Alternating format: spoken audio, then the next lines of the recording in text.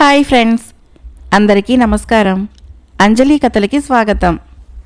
ఈరోజు చందమామ కథ పేరు కిన్నెర రాణి. ఇది కాశ్మీర జానపద కథ. పూర్వము కాశ్మీర దేశంలో ఒక పేదవాడు ఉండేవాడు. వాడు రోజు అరణ్యంలోకి వెళ్ళి అందమైన పిట్టల్ని పట్టి వాటిని తెచ్చి అమ్ముకొని తన కుమారుడైన సుధాముణ్ణి పోషిస్తూ ఉండేవాడు. కొంతకాలానికి తండ్రి చనిపోగా సుధాముడు ఒంటరిగాడైపోయాడు. అంత చిన్న వయసులో తనను తాను పోషించుకోవలసిన వాడైనాడు. తండ్రి పోయిన మర్నాడే సుధాముడు పిట్టల బోను తీసుకుని అరణ్యానికి పోయి బోనును చెట్టు కొమ్మలల్లో పెట్టి వేచి కూర్చున్నాడు. కొంతసేపటికి అందులో ఏదో పక్షి పడింది. సుధాముడు చెట్టెక్కి చూసేసరికి ఆ బోనులో పడింది కాకి అని తెలుసుకున్నాడు. కాకిని ఎవరు కొంటారు? ఈ పనికిమాలిన పక్షిని ఏం చెయ్యాలా అని సుధాముడు ఆలోచిస్తూ ఉండగా బోనులో పడిన కాకి మానవ కంఠంతో, అయ్యా, నన్ను వదిలిపెట్టినట్లయితే నీకు చాలా ఉపకారం చేస్తాను. రేపటి రోజున నీ బోనులో అతి సుందరమైన పక్షి పడేటట్లు చేస్తాను. దానిని మహారాజు వద్దకు పట్టుకుని వెళ్తే నీకు అంతులేని ధనము లభ్యమవుతుంది అన్నది. కాకి మాటలు నమ్మి సుధాముడు దానిని బోను విడిపించాడు. ఆ కాకి చెప్పినట్లే మర్నాడు సుధాముడి బోనులో ఒక మనోహరమైన పక్షి పడింది. అంత అందమైన పక్షిని అతను ఎన్నడూ చూడలేదు. వాడు దానిని తీసుకుని పోయి మహారాజు గారికి ఇచ్చేసరికి మహారాజు చాలా సంతోషించి సుధాముడికి అంతులేని బంగారం ఇచ్చాడు. అంత బంగారం ఏం చేసుకోవాలో వాడికి తెలియదు. అంత ధనం వచ్చినా సుధాముడి కష్టాలు మాత్రం తీరలేదు. ఎందుకంటే కాశ్మీర మహారాజు దగ్గర విదూషకుడొకడుండేవాడు. ఒక్క పక్షి కోసము మహారాజు సుధాముడికి అంత ధనం ఇవ్వటం చూసి విదూషకుడికి కడుపు మండింది. అందుచేత వాడు మహారాజుతో, ప్రభు, ఇంత అందమైన పక్షిని లోహపంజరంలో ఉంచటం భావ్యం కాదు. దీనికోసము ఏనుగు దంతంతో చక్కగా ఇల్లు నిర్మించండి అన్నాడు. ఇల్లు నిర్మించేటంత ఏనుగు దంతం ఎక్కడ దొరుకుతుంది అన్నాడు మహారాజు. ఇంత గొప్ప పక్షిని తెచ్చినవాడు దాని ఇంటికి కావలసిన ఏనుగు దంతాన్ని తీసుకురాలేడా? తెమ్మని ఆజ్ఞాపించండి అన్నాడు విదూషకుడు. మహారాజు సుధాముణ్ణి పిలిపించి, నీవు తెచ్చిన పక్షికి ఒక దంతహార్మ్యం కట్టదలిచాము. దానికి అవసరమైన దంతాలు పట్టుకొనిరా. 40 రోజులు వ్యవధిని ఇస్తున్నాను, లేకపోతే నీ తల తీసేస్తాను అని కఠినంగా ఆజ్ఞాపించాడు. సుధాముడు విచారంగా ఇంటికి వెళ్ళాడు. అంత దంతం తెచ్చుకోవటము మహారాజుకు సాధ్యం కాకనే తనకి పని పెట్టాడని, తనకు చావు తప్పదని అతడికి తెలిసింది. ఇంతలో కాకి వచ్చి, ఏం యజమాని, ఎందుకంత విచారంగా ఉన్నావు అని అడిగింది. తన కష్టాన్ని సుధాముడు కాకితో చెప్పాడు. దీనికి ఇంతగా విచారపడాలా? రాజుగారిని 40 పీపాల సారాయి ఇవ్వమని అడుగు. ఇక్కడికి 100 యోజనాల దూరంలో ఒక కొలను ఉంది. ఆ కొలను వద్దకి రోజు ఏనుగులు గుంపులుగా వచ్చి నీరు తాగుతాయి. ఆ కొలనులో సారా కలిపావంటే నీ పని పూర్తయిపోతుంది అన్నది కాకి. సుధాముడు మహారాజు వద్దకు వెళ్ళి, ప్రభు, నా వెంట బళ్ళ మీద 40 పీపాలు సారా పంపితే తమరు కోరిన దంతం యావత్తు గడువులోగా పట్టుకొని వస్తాను అన్నాడు. మహారాజు సరేనని బళ్ళ మీద 40 పీపాల నిండుగా సారా పంపించాడు. వెంటనే కాకి చెప్పిన ప్రకారము సుధాముడు 100 యోజనాలు ప్రయాణం చేసి ఏనుగుల కొలను వద్దకు చేరుకున్నాడు. కొలనులో సారా పోయించాడు. ఆ రాత్రే కొలను వద్దకి పెద్ద ఏనుగుల దండు వచ్చింది. ఏనుగులన్నీ నీళ్లల్లో కలిసి ఉన్న సారా తాగేసి మత్తులో పడిపోయాయి. సుధాముడు రంపం తీసుకొని మగ ఏనుగుల దంతాలన్నీ కోసుకొని బళ్ళ మీదకెత్తించి తిరుగు ప్రయాణం కట్టాడు. దంతం చూసి మహారాజు సంతోషించాడు. సుధాముడికి మరికొంత బహుమానం ఇచ్చి పంపించాడు. త్వరలోనే ఆ అందమైన పక్షికి దంతపు ఇల్లు తయారైంది. విదూషకుడు ఇది చూసి మరింతగా మండిపడ్డాడు. వాడు మహారాజు వద్దకు పోయి, మహాప్రభు, మన పక్షి దంతహర్మ్యంలో ఉన్నా దాని మనసుకు ఆనందం లేదు. అందుకే అది గొంతెత్తి పాడకుండా ఉంది అన్నాడు. దానికి మనమేం చెయ్యాలి అని అడిగాడు మహారాజు.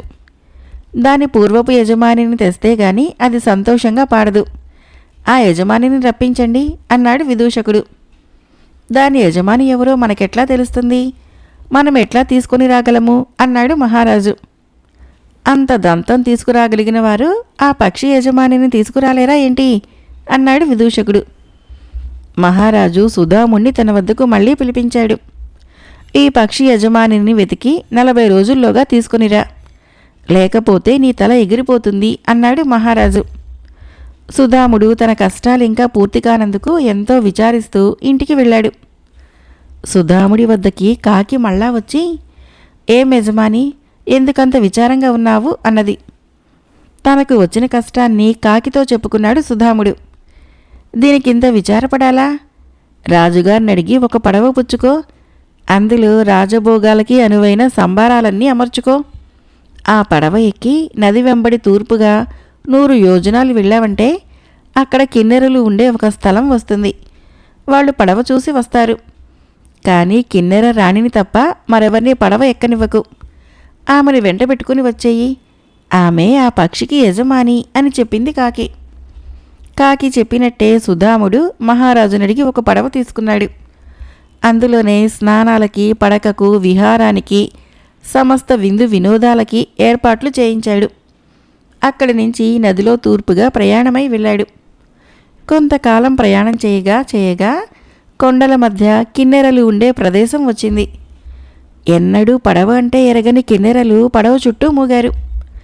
కానీ సుధాముడు వారిని లోనికి రానివ్వలేదు. ముందుగా మీ రాణికి పడవ చూపిస్తాను, ఆ తర్వాత మిగిలిన వారు చూదురుగాని అని వాళ్లతో చెప్పాడు సుధాముడు. కిన్నెరల రాణి ఈ మాట విని పరమానందభరితురాలై పడవ ఎక్కింది. ఆ పడవలో ఒక్కొక్క గది, ప్రతి గదిలోనూ చేసిన అలంకారాలు, దీపాలు, తివాసీలు, మెత్తలు చూస్తుంటే ఆమెకు కాలం ఎలా గడుస్తున్నది కూడా తెలియలేదు. ఈలోగా పడవ తెరచాపలెత్తి దానిని తిరుగుముఖం పట్టించారు. కిన్నెరల రాణి పడవ చూడటం పూర్తయ్యేసరికి పడవ అప్పుడే 4-5 యోజనాలు దాటి వచ్చేసింది. సుధాముడు కిన్నెరల రాణితో మహారాజుగారి ప్రాంగణంలో అడుగుపెట్టాడో లేదో అప్పుడే దంతహర్మ్యంలో ఉన్న పక్షి గొంతెత్తి అతి శ్రావ్యంగా పాడసాగింది. ఆ పాట విని మహారాజు పరవశుడయ్యాడు. కిన్నెరల రాణిని చూశాక మహారాజు పారవస్యం మరింత అధికమైంది. ఆయన ఆమెను పెళ్లాడాలని నిశ్చయించుకున్నాడు.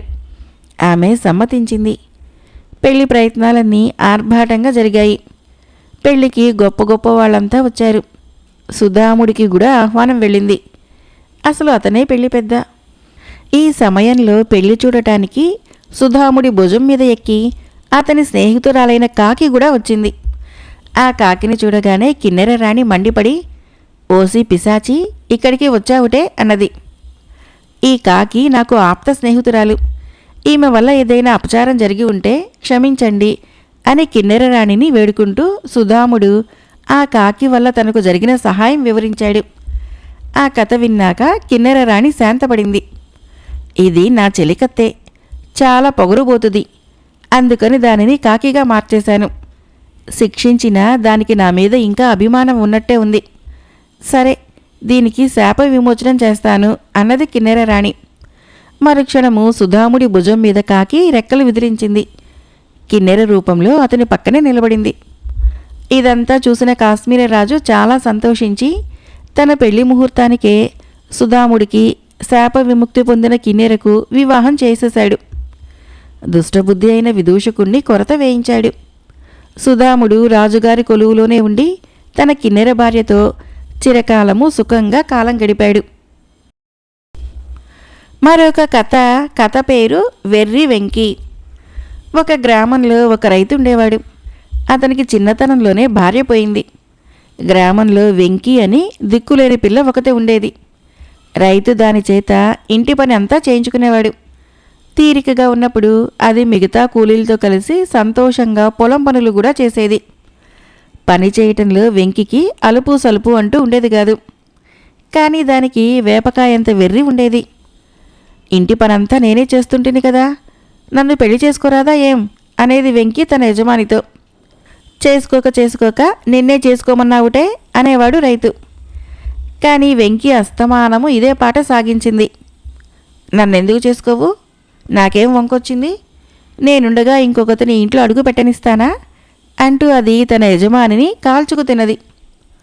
దాని బాధ భరించలేక రైతు ఒకనాటి మధ్యాహ్నము వెంకి పొలం పని చేసి అలసి చేనులోనే పడుకొని ఒళ్ళు తెలియకుండా నిద్రపోతూ ఉంటే దాని ఒంటి నిండా నూనె కలిపిన కాటుక పట్టించేశాడు. పొద్దువాలే సమయానికి వెంకి నిద్రలేచి తన కాళ్ళు చేతులు చూసుకొని తానే భయపడింది. నేనా లేక దయ్యమా అని దానికి అనుమానం కూడా వచ్చింది. అది తిన్నగా తన యజమాని ఇంటికి వెళ్ళి, వెంకి ఇంట్లో ఉందా బాబూ అని అడిగింది. ఇంట్లోనే ఉంది అన్నాడు రైతు, ఇక తనకి దాని పీడ వదిలిందనుకొని. అయితే నేను వెంకిని కానన్న మాటేగా అనుకుంటూ వెంకి మసక చీకట్లో పడి తిన్నగా అడవికేసి బయలుదేరింది. అడవిలో దానికి 2 దొంగలు కనిపించారు. వాళ్ళు దాన్ని చూసి భయపడి పారిపోసాగారు. ఎందుకురా వెర్రి నాగనలారా, నన్ను చూసి అలా బెదిరి పారిపోతారు? దొంగతనానికి పోతుంటే నన్ను కూడా వెంట పెట్టుకుని పోండి, సహాయంగా ఉంటాను అని వెంకి కేకబెట్టింది. పిశాచి తమ వెంట ఉండటం కూడా ఒక విధంగా మంచిదేననుకొని దొంగలు భయపడటం మాని వెంకి దగ్గరకు వచ్చారు. వాళ్ళు ఆ రోజు ఎక్కడన్నా ఒక మంచి గొర్రెను దొంగిలించాలనుకుని ఉన్నారు. కానీ ఎక్కడ గొర్రె దొరుకుతుందో వాళ్లకు తెలియదు. అదంతా నాకు వదిలిపెట్టండి, కటిక చీకట్లో కూడా గొర్రెలు కొట్టానికి పోగలను అన్నది వెంకి. దొంగలు సంతోషించి వెంకి వెంట వచ్చారు. దొంగల్ని బయటే ఉండమని వెంకి కొట్టంలోకి ప్రవేశించింది. దొంగలు గొర్రె కోసం ఎదురు చూస్తూ ఉండగా వెంకి పోతు కావాలా పెంటి కావాలా అని గావు కేక పెట్టింది. అరవకు, బలసింది చూసి ఏదో ఒకటి పట్రా అన్నారు దొంగలు. బలసిందే, పోతు కావాలా పెంటి కావాలా అని వెంకి మరింత గట్టిగా అరిచింది. అరుస్తావెందుకు, బలసిందైతే పోతైనా సరే పెంటైనా సరే అన్నారు దొంగలు. ఇక్కడ బోలెడన్ని గొర్రెలు, పోతు కావాలా పెంటి కావాలా, ఏది కావాలంటే అదే ఉన్నది అని వెంకి మరింత గట్టిగా అరిచింది. నోరు మూసుకొని ఏదో ఒకటి పట్టుకొనిరా అన్నారు దొంగలు. ఈలోపుగా గొర్రెల యజమాని వెంకి పెట్టిన గావు కేకలకి లేచి బయటికి వచ్చాడు.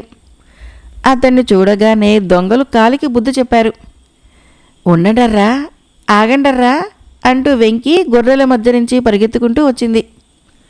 వెంకిని చూడగానే గొర్రెల యజమాని భయంతో కొయ్యబారిపోయి తన మందలోకి పిశాచి వచ్చిందనుకున్నాడు. ఆ రోజు దొంగలకి వెంకికి తిండి లేదు.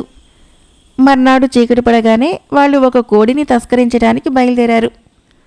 కానీ కోడి ఎక్కడ దొరికేది వాళ్లకు తెలియదు. అదంతా నాకు వదలండి, నాకు ఊళ్ళో ఉండే కోళ్ల గూళ్ళన్నీ బాగా తెలుసు అని వెంకి వాళ్ళని వెంటబెట్టుకుని ఊళ్ళోకి వచ్చింది.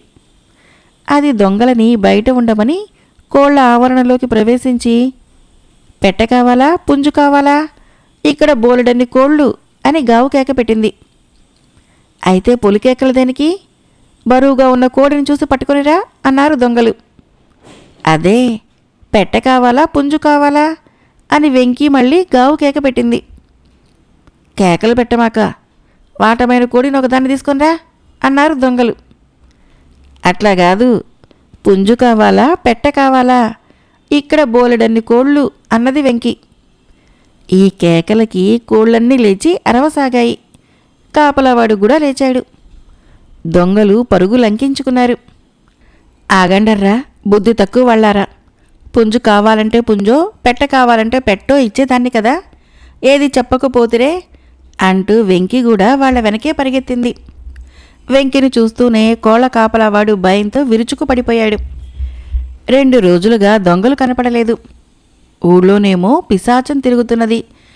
ఈ వార్త వ్యాపించి అందరూ హడలిపోయారు. 3వ రోజు నిశిరాత్రి దొంగలు ఒక గొర్రె దొరుకుతుందేమో చూడ్డానికని బయలుదేరారు. వెంకి వెంట వస్తానంటే వాళ్ళు వద్దనేశారు. ఆ పిశాచాన్ని వెంటబెట్టుకొని పోతే తమకు ఆకలి చావు తప్పదని దొంగలకు తోచిపోయింది. వెంకికి కూడా ఆకలి దహించుకుపోతున్నది. అందుచేత అది ఊరు బయట ఉన్న ఒక పొలానికి వెళ్ళి అక్కడ చిలకడ దుంపలు పీకి ఆవురావురమని తినసాగింది. పొలంలోనే గుడిసె వేసుకుని ఉన్న పొలందారు ఒక రాత్రివేళ బయటికి వచ్చి చిలకడ దుంపలు పీక్కుతుంటున్న వెంకిని చూసి దయ్యమనుకొని అప్పటికప్పుడే భూతవైద్యుడి ఇంటికి పరిగెత్తాడు. భూతవైద్యుడు నిద్రలేచి పై పంచె వేసుకుని పొలందారి వెంట బయలుదేరాడు. పొలంలోకి రావాలంటే దారిలో రొంపి అడ్డు ఉన్నది. భూతవైద్యుడు రొంపులో దిగి తాను నడవనన్నాడు. నేను నిన్నెత్తుకుని రొంపి దాటిస్తా, ఈ దయ్యాన్ని నువ్వు వదలగొట్టకపోతే ఇక నేను ముష్టెత్తుకోవాల్సిందే అంటూ పొలందారు భూతవైద్యుణ్ణి వీపున ఎత్తుకొని రొంపిలోకి దిగి నడవసాగాడు. పొలంలో నుంచి వెంకి వాళ్లను చూసి దొంగలు అనుకున్నది. వాళ్ళు గొర్రెను సంపాదించుకుని వస్తున్నారనుకొని, బాగా కొవ్విందేనా అని గట్టిగా అరిచింది. పొలందారికి రక్తం గడ్డగట్టుకుపోయింది. కొవ్విందో కాదో నువ్వే చూసుకో మా తల్లి అంటూ వాడు భూతవైద్యుణ్ణి రొంపిలోకి తోసేసి కాలి సత్తువు కొద్దీ పరిగెత్తి పారిపోయాడు. ఆ రాత్రి జరిగిన సమాచారం కూడా రైతుకు తెలిసింది. అతనికి వెంకిని చూసి జాలేసింది. అందుచేత అతను దానికోసం అంతటా వెతికి పట్టుకొని చక్కగా స్నానం చేయించి పురోహితుణ్ణి పిలిపించి తానే పెళ్లి చేసుకొని సుఖంగా ఉన్నాడు. మరొక కథ పేరు ఏటికొక్క సదుపాయం. ఈ కథను రచించిన వారు వి శ్రీనివాసులు గారు. చంద్రాపురం జమీందారు జగపతి దయార్ద్ర హృదయుడు. తన హయాంలో రైతులకు ఏ విధమైన కష్టాలు ఉండరాదని ఆయన భావించేవాడు. వారికెలా సాయపడాలా అనే ఎప్పుడూ ఆలోచించేవాడు. ఒకసారి వానలు సరిగ్గా పడక చంద్రాపురం సంస్థానంలో పంటలు దెబ్బతిన్నాయి. తిండి గింజలకే కటకటలాడుతున్న రైతులు పన్నులేం కట్టగలరు? జమీందారుకు తమ గోడు విన్నవించుకునేటందుకు రైతులందరూ కలిసి పరమేశము అనే చురుకైన యువకుణ్ణి ఎన్నుకున్నారు. వాడు జమీందారును కలుసుకొని, అయ్యా, పొలానికి నీరందించే పంట కాలువలు పూడిపోయాయి కాబట్టి మాకు పంటలు సరిగ్గా పండలేదు. మా ఊళ్ళ నుంచి సరైన బాటలు లేక పట్నం వెళ్ళి అవసరమైన సరుకులు తెచ్చుకోలేకపోతున్నాము. ఊళ్ళలో పాఠశాలలు లేక పిల్లలు విద్యాశూన్యులై ఉన్నారు. జబ్బులు చేస్తే మా అవస్థ మాకే తప్ప ఎక్కడ సమీపంలో ఆసుపత్రులు కానీ సుశిక్షితులైన వైద్యులు కానీ లేరు. రాత్రులందు వీధి దీపాలు లేక దొంగల భయం ఎక్కువైపోయింది. ప్రభువులు దయతలిచి ఒక్కసారి మీ సంస్థానంలోని గ్రామాలన్నీ సందర్శించి తగిన సౌకర్యాలు కల్పించవలసిందిగా కోరుతున్నాము అంటూ మనవి చేసుకున్నాడు. ఈ మాట వింటూనే జగపతి గుండె నీరైపోయింది. ఆయన వెంటనే సంస్థానంలోని గ్రామాలన్నింటినీ పర్యటించి పరమేశం మాటల్లోని నిజాన్ని గ్రహించాడు. అన్ని గ్రామాల్లోనూ అన్ని సదుపాయాలు కలిగించాలంటే ఎంత అవుతుందని అంచనా వేయగా అందుకు ఖజానాలో సొమ్మంతా ఒక్కసారిగా ఖర్చు చేయాల్సి ఉంటుందని తేలింది. ఖజానా వట్టిపోతే పోనివ్వమనుకొని జగపతి అన్ని ఖర్చులకు పూనుకున్నాడు. దివాను రామనాథము ఈ పరిస్థితికి కలవరపడ్డాడు. ఖజానా వట్టిపోవటం వలన చాలా ప్రమాదాలున్నాయి. అనుకోని ఉపద్రవాలు వచ్చి మరో ఏడాది పంటలు పండకపోతే సంస్థానంలోని పౌరులను ఆదుకునేటందుకు జమీందారు ఇంకేమీ చేయలేకపోవటము అన్నింట్లోకి ముఖ్యమైన ప్రమాదం. అయితే పరోపకారం విషయంలో వెనక ముందు ఆలోచించడము జమీందారుకు ఇష్టముండదు. అందుకని దివానుకి ఈ విషయము ఆయనతో చర్చించే ధైర్యం లేకపోయింది. కాబట్టి వేరే ఏదైనా ఉపాయం పన్నాలనుకున్నాడు. రామనాథము జమీందారుతో, అయ్యా, మన సంస్థానంలో వీరయ్య అనే రైతు చాలా తెలివైన వాడని విన్నాను. దుడుకు స్వభావం గల కొడుకుని ఆయన ఎంతో తెలివిగా అదుపు చేశాడని అంతా చెప్పుకుంటున్నారు. ఒకేసారి పలు కార్యాలు తలపెట్టినప్పుడు వాటిని ఎలా జయప్రదం చేయాలో ఆయనకు తెలిసినట్లుగా ఎవరికీ తెలియదట. మనమిప్పుడు పలు కార్యాలు తలపెట్టాం కాబట్టి అలాంటి వాడి సలహా తీసుకోవటం మంచిది. మనంగా వెళ్ళి అడిగితే ఆయన సలహా ఇవ్వటానికి తటపటాయించవచ్చును. కాబట్టి మనము మారువేషాలతో ఆయన ఇంటికి వెళదాము. రైతులకు సాయపడేటప్పుడు రైతుల అభిప్రాయాలు తెలుసుకోవటం మేలు కదా అని ఎంతో వినయంగా చెప్పాడు. ఈ సూచన జమీందారుకు నచ్చింది. ఆ సాయంకాలము జమీందారు రామనాథము మారువేషాలలో వీరయ్య ఇంటికి వెళ్లారు. వీరయ్యది చిన్న పెంకుటిల్లు. జగపతి వెళ్లే సమయానికి ఆయన కొడుకుని గట్టిగా మందలిస్తూ, అంత డబ్బు దేనికిరా అని అడుగుతున్నాడు. వీరయ్య కొడుకు కూడా హెచ్చు స్వరంతోనే, దుక్కి దున్నాలి, విత్తనాలు కొని చల్లాలి, ఎరువులు వేయాలి, ఇంకా పంట కోతలుంటాయి, ఇంటికి పంట చేరవేయటానికి ఎడ్ల బళ్ళు చెప్పుకోవాలి, ఒకటా రెండా ఎన్నో ఖర్చులు అంటూ తండ్రికి బదులిచ్చాడు. ఈ మాటలకి వీరయ్య నవ్వి, అందుకని ఉన్న డబ్బంతా ముందుగా వీటికి ఖర్చు చేసేస్తామా? మన దగ్గర ఊరికే డబ్బు మూలిగిపోతుంటే ఏమో కానీ అంతంత మాత్రంగా డబ్బున్నప్పుడు ఒక్కో పనికే వరుసగా చేసుకుంటూ వెళ్ళాలి. ముందు దుక్కి దున్నటానికి ఎంత అవుతుందో చెప్పు, డబ్బులిస్తాను. అంతేకాని మన జమీందారు గారి వ్యవహారం చేయకు అన్నాడు. వీరయ్య కొడుకు ఆశ్చర్యంగా, జమీందారు గారి వ్యవహారం ఏంటి అని అడిగాడు. దివాణంలో డబ్బంతా ఊడ్చేసి ప్రజలకి సదుపాయాలు ఇవ్వాలనుకుంటున్నాడు. ఈ ఏడాది పంటలు సరిగ్గా లేవు. రైతులకు పన్నులు రద్దు చేస్తే సరిపోయేది. ఈ ఏడాదికి నీటిపారుదల ఏర్పాట్లు బాగా చేస్తే వచ్చే ఏడాదికి పంటలు బాగా పండుతాయి. రైతులు పన్నులు కూడా కడతారు. అప్పుడు ఆయన డబ్బుతో గ్రామాలలో బాటలు వేయించవచ్చు. అలా ఏటికొక్క పని చేసుకుంటూ వెళితే అక్కరకు మన వద్ద డబ్బు ఉంటుంది, ప్రజలకు సదుపాయాలు ఏర్పడతాయి అన్నాడు వీరయ్య. జగపతి వీరయ్యతో మాట్లాడాల్సిన అవసరం లేకపోయింది. రామనాథము అసలు విషయాన్ని తనకు సూటిగా చెప్పలేక ఇలా వీరయ్య ద్వారా చెప్పించాడని అర్థం చేసుకుని ఆయన తర్వాత ఏటికొక సదుపాయం చొప్పున తన సంస్థాన పౌరులకు కలిగిస్తూ వచ్చాడు. మరొక కథ పేరు బేతాళుడు.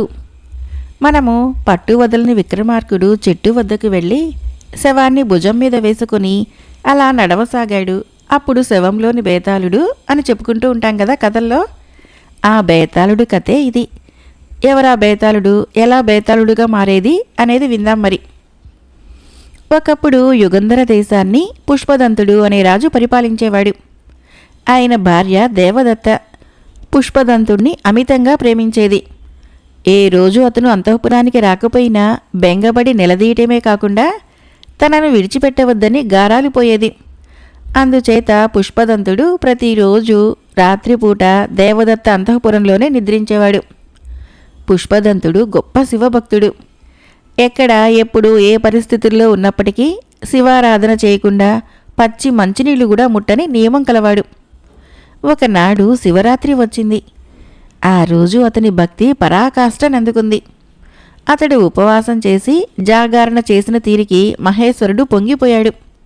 ఆయన పార్వతితో సహా పుష్పదంతుడి ముందు ప్రత్యక్షమై వరం కోరుకోమన్నాడు. పుష్పదంతుడు మహదానందపడి, మహానుభావ, మీ దర్శన భాగ్యంతో మహదానందం కలిగింది. ఈ ఆనందము నాకు శాశ్వతమవ్వాలి. అందుచేత జగద్వితులైన మీ ఇరువురు దర్శనము నాకు ప్రతిరోజు ప్రసాదించండి అని కోరాడు. శివుడు చిరునవ్వు నవ్వి, మేము రోజూ వచ్చి నీకు కనపడటం కంటే నువ్వే కైలాసానికి రా. రోజులో ఒక్కసారి మాత్రము ఏ సమయంలోనైనా నువ్వు కైలాసానికి వచ్చి నన్ను దర్శించుకొని వెళ్ళేలా వరాన్ని ప్రసాదిస్తున్నాను అని చెప్పి పార్వతితో సహా అంతర్ధానమయ్యాడు. పుష్పదంతుడు ప్రతిరోజు తనకు వీలైన సమయం చూసుకొని కైలాసానికి వెళ్ళి పార్వతీ పరమేశ్వరులని దర్శించుకొని వచ్చేవాడు. ఈ విషయము దేవదత్తకు తెలియదు. భర్త తన కనుగప్పి రోజులో ఎప్పుడో ఒకప్పుడు వేరే ఎవరో పరాయి స్త్రీతో ఉండటానికి ఎక్కడికో వెళుతున్నాడని అనుమానించింది. అయినా రాజులు నూతన ప్రియులు గదా, నిలబడి అడిగితే మొదటికే మోసం రావచ్చు. తనకి నిరాదరణ జరగనప్పుడు పుష్పదంతుడి ప్రేమను శంకించి లేనిపోని కష్టాన్ని కొని తెచ్చుకోవటం ఎందుకని అనుకుంది. రోజులు గడుస్తున్నాయి. ఒకరోజు బాగా చీకటి పడింది. దేవదత్త అంతఃపురంలో ఎదురు చూస్తున్న సమయమది. కానీ పుష్పదంతుడు ఆ రోజు ఇంకా పార్వతీ పరమేశ్వరులని కలుసుకోలేదని శివుణ్ణి తలుచుకుంటూ కళ్ళు మూసుకున్నాడు. మళ్లీ కళ్ళు తెరిచేసరికి కైలాసంలో ఉన్నాడు. తనకెదురుగా ఉన్న నందీశ్వరుడికి నమస్కరించి ముందుకు పోబోతున్న పుష్పదంతుణ్ణి ద్వారం వద్దే ఆపి, రాజా, ఇప్పుడు లోపలికి పోవద్దు, ఎవర్నీ రానివ్వవద్దని శివాజ్ఞ. శివుని వరప్రభావం ఉంది కనుక నిన్ను నిరోధించలేను. శివాజ్ఞకు బద్ధుడునైన నా మీద గౌరవం ఉంచి లోపలికి వెళ్ళటం మాను. నేనేం చేయలేదు కదా అని గర్వించవద్దు అన్నాడు నంది. పుష్పదంతుడు వెటకారంగా, నాకెప్పుడైనా ఏదో ఒక సమయంలో శివదర్శనం చేసుకోవచ్చునని వరం ఉంది. శివుడు కూడా నన్ను ఆపలేడు. నేను లోపలికి వెళ్ళకపోతే నా వరం వృధా అవుతుంది అని నంది నిస్సహాయంగా చూస్తూ ఉంటే పుష్పదంతుడు ద్వారం దాటి పార్వతీ పరమేశ్వరుల గదిలోకి ప్రవేశించబోతూ ఆ దంపతులేదో మాట్లాడుకుంటున్నారని గ్రహించి ఆ సంభాషణ వినాలన్న కుతూహలం కొద్దీ గుమ్మానికి ఆవలే ఆగిపోయాడు. పార్వతీ శివునితో, నాదా, లోకంలో జరగనిది కుతూహలం కలిగించి ఉత్కంఠ రేపగలిగిది అయిన అపూర్వగాథని ఒకటి నాకు చెప్పండి. ఎల్లప్పుడూ మీ స్వరాన్ని వినాలనే కోరుకునే నాకు ఆగకుండా మాట్లాడుతూ మంచి కథను చెప్పండి అని అడిగింది. శివుడు సరేనని కథ మొదలుపెట్టాడు. ఆ కథ ఎంత గొప్పగా ఉందంటే పార్వతితో పాటే ద్వారం వద్దే ఆగిపోయిన పుష్పదంతుడు కూడా మైమరిచిపోయి విన్నాడు. కథ పూర్తయిన తర్వాత పుష్పదంతుడు వాళ్ళకెదురుపడ్డాడు. వరప్రభావం వలన తమను దర్శించుకోవడానికి వచ్చాడని భావించారు తప్ప పుష్పదంతుడు తమ కథ విని ఉంటాడన్న అనుమానం పొందలేదు శివపార్వతులు. అయితే పుష్పదంతుడికి కథ వినటం వలన చాలా పొద్దుపోయింది. రాత్రిలో చాలా భాగం గడిచిపోయింది. అందుచేత పుష్పదంతుడి కోసం ఎదురుచూస్తున్న దేవదత్త అతడు అంతఃపురంలోకి ప్రవేశించగానే మండిపడింది. ఎందుకింత ఆలస్యమైందని నిలదీసింది. తానుగాక మరో స్త్రీతో సంబంధం పెట్టుకున్నాడని నిందించింది.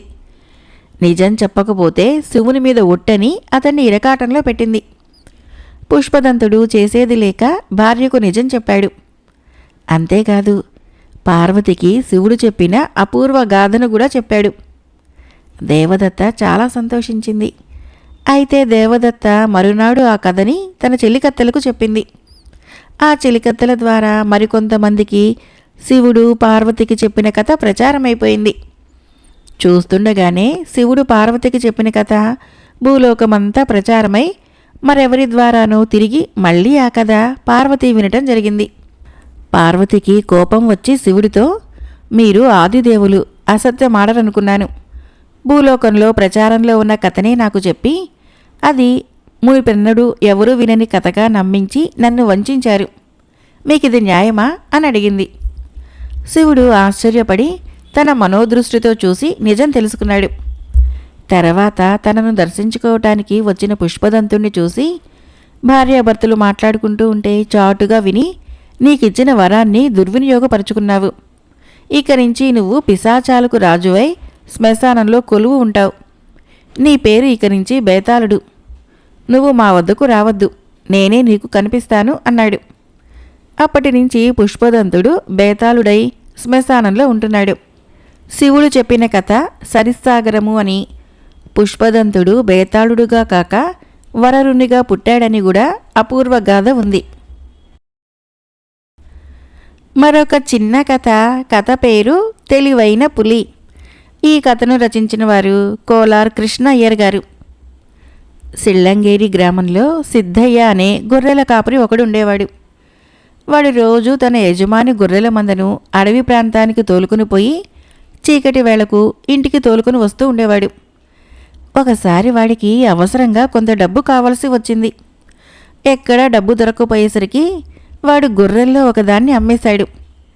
సిద్ధయ్య మామూలు ప్రకారము గొర్రెల్ని ఇంటికి తోలుకుని రాగా వాడి యజమాని వాటిని లెక్కించి, ఏరా మందలో ఒక గొర్రె తగ్గిందేంటి అని అడిగాడు. అందుకు సిద్ధయ్య, అయ్యా చెప్పటం మరిచాను, ఒక తెలివైన పులి నాకు తెలియకుండా ఒక గొర్రెను ఎత్తుకొని పోయింది అన్నాడు. యజమాని వాడి మాట నిజమనుకొని ఇకనైనా జాగ్రత్తగా ఉండమని మందలించాడు. మర్నాడు సిద్ధయ్య మరొక గొర్రెను అమ్మి యజమానితో పులి మరొక గొర్రెను చంపి ఎత్తుకుపోయిందని చెప్పాడు. అలాగా, అయితే రేపు వేటగాడు గురవయ్యని వెంటబెట్టుకొని మంద దగ్గరకు వస్తాను. వాడి బాణం గురికి తిరుగులేదు, పులి అంతు తేలుద్దాము అన్నాడు యజమాని. కానీ ఆ మర్నాడు సాయంత్రం అయినా పులి రాలేదు. యజమాని సిద్ధయ్యతో, పులి రాలేదే, ఏమైనట్లు అన్నాడు. అయ్యా, నేను మొన్ననే చెప్పాను కదా, ఆ పులి చాలా తెలివైనది, గురవయ్య అంతటి ఆరితేరిన వేటగాడు మంద దగ్గరికి వచ్చాడని తెలుసుకొని ఉండుంటుంది. గురవయ్య ఇక్కడికి వచ్చినన్నాళ్ళు పులి ఈ ఛాయలకు రాదు అన్నాడు సిద్ధయ్య తెలివిగా. ఆ జవాబుకి యజమాని చిన్నగా నవ్వి, నువ్వు చెప్పిందే నిజమైతే గొర్రెల మంద కాపలాకు గురవయ్యే తగినవాడు. రేపటి నుంచి నువ్వు పనికి రానవసరం లేదు అన్నాడు. ఆ వెంటనే సిద్ధయ్య యజమాని కాళ్ళ మీద పడి నిజం చెప్పేశాడు. యజమాని వాణ్ణి క్షమించి, సరే ఈనాటి నుంచైనా దొంగ బుద్ధి మాని నిజాయితీగా మసులుకోవటం అలవాటు పరుచుకో అని అక్కడి నుంచి వెళ్ళిపోయాడు. కథ అయిపోయింది. ఫ్రెండ్స్, ఈ కథలు నచ్చినట్లయితే మన ఛానల్ని తప్పకుండా సబ్స్క్రైబ్ చేయండి, లైక్ చేయండి, షేర్ చేయండి, కామెంట్ చేయండి. Thank you.